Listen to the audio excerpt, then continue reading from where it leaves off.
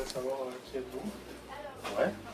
Vous êtes directeur, quel est votre parcours, quel est votre rôle en banque. Ouais. Qu'est-ce qu'Orange? Juste pour parler de moi en première. Moi à la base j'ai un DUT GEA, fait à Bayonne à l'époque.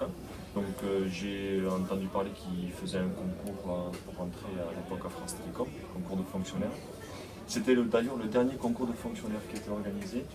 C'était un concours régional qui était organisé à Pau. Et donc j'ai passé le concours et en fait j'ai été retenu et j'ai été nommé en fait à Mont-de-Marsan.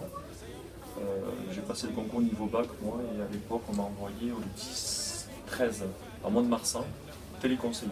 Donc au casque, j'étais assez à l'aise dans la relation client. Autant quand même sur tout ce qui est réseau, technique, comment ça fonctionne un téléphone, j'étais assez sec.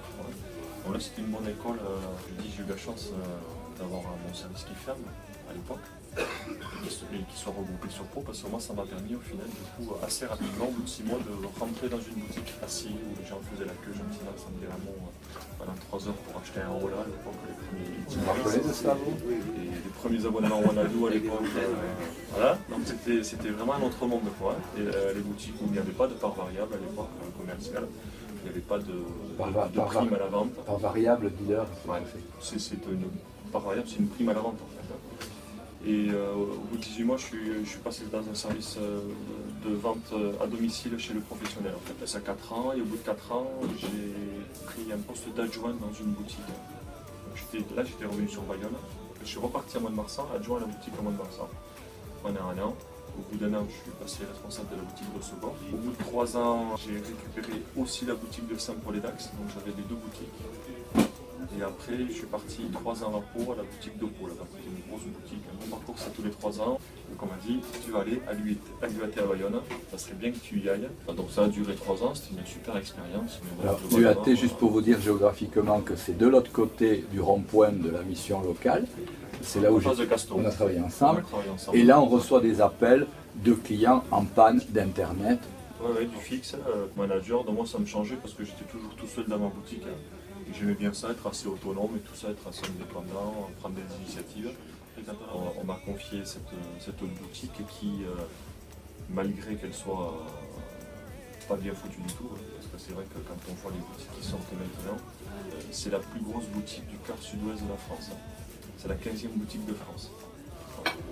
Par exemple, ici, sur ce point-là, vous avez le 3e plus gros point de vente iPhone en France, juste derrière la boutique des Champs-Élysées. Moi, mon rôle, voilà, il est avec une grosse équipe comme ça, d'assurer un staffing.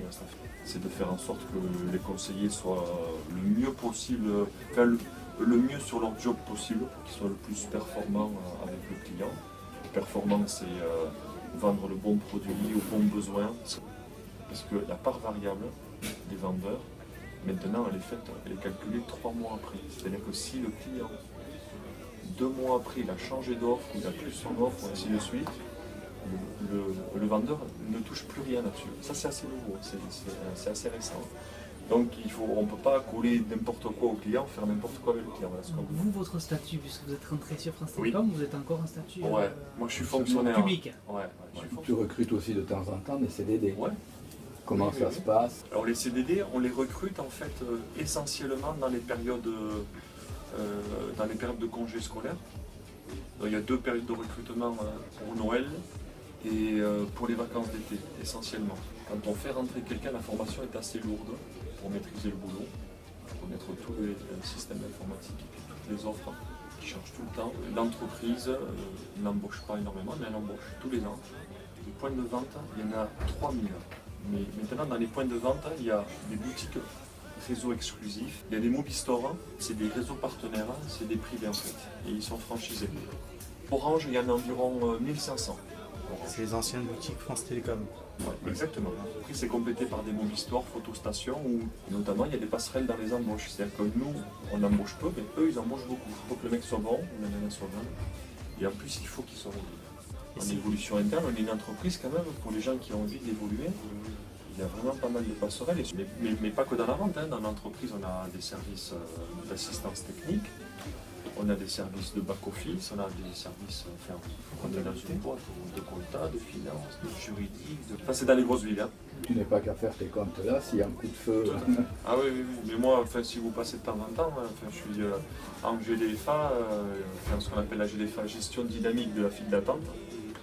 Par rapport au recrutement, enfin, j'imagine que la plupart des candidatures sont spontanées, enfin, c'est des gens qui viennent vous voir avec un CV en vous disant on cherche un emploi, ils sont qualifiés ou non d'ailleurs.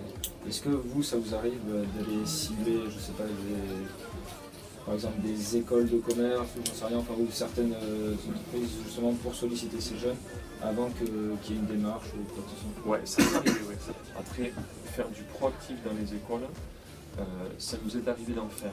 C'est des accords avec des écoles. Donc on a reçu un certain nombre de candidats et on en a pris 3. Sur quel type de filière Du BTS, BTS Action Co, BTS MUC, NRC, négociation relation client, NRC, effectivement. management d'activité commerciale. Ouais.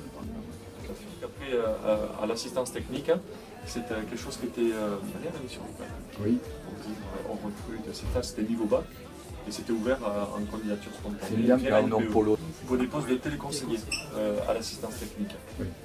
Et il doit y en avoir, mais que je ne connais pas, parce qu'il y a un site qui s'appelle Orange Job, où il y a toutes les offres d'emploi en France, où les gens font des candidatures spontanées.